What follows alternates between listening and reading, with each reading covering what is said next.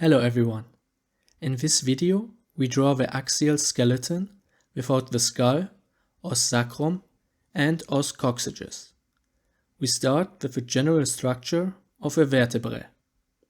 The base structure is made of corpus and arcus, which is made of two pediculi and two laminae.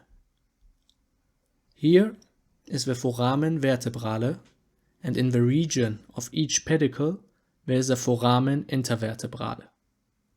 Now to the 7 processus. There are 4 processus articularis, 2 superior and 2 inferior, each with a facies articularis,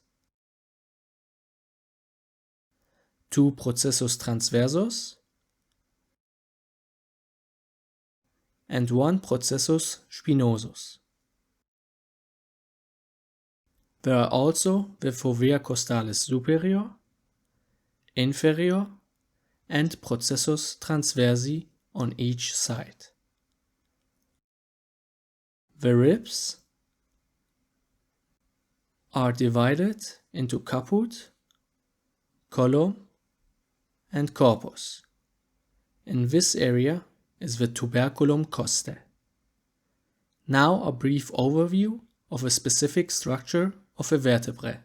In general, the corpus vertebrae becomes larger from cranial to caudal and the vertebral foramen smaller. In the lumbar region, the processus transversus splits into processus mammilaris and accessorius. There is also a processus costalis on each side. In the cervical region, the processus transversus has a foramen transversarium as well as a tuberculum anterior and posterior with a sulcus nervi spinalis. The second cervical vertebra also has a processus odontoideus, better known as dens axis, with a facies articularis anterior and posterior. For the first cervical vertebra, we must create a new drawing. It consists of massa lateralis, with facies articularis superior and inferior, arcus anterior and posterior, with tuberculum anterior and posterior, as well as processus transversus,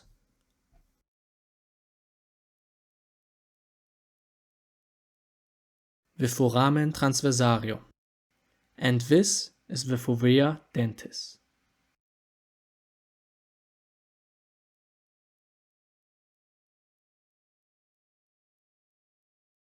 Now a really schematic drawing of the spine and rib cage. We start with a long rectangle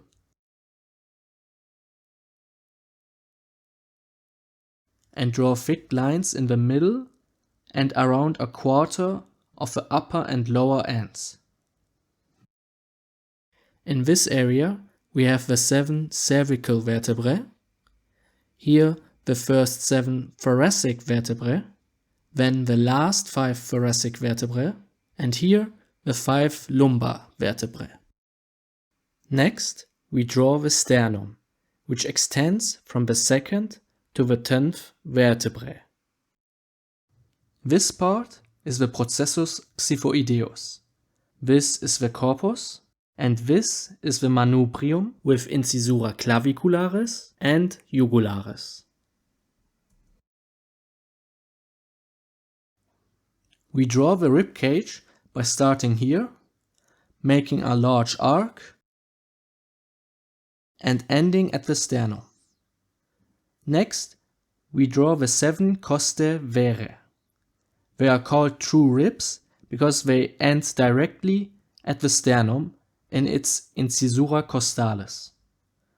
Finally, the ribs 8, 9 and 10 are called costae spuriae, and ribs 11 and 12 costae fluctantes. Alright guys, that's it for the vertebrae and the rib cage.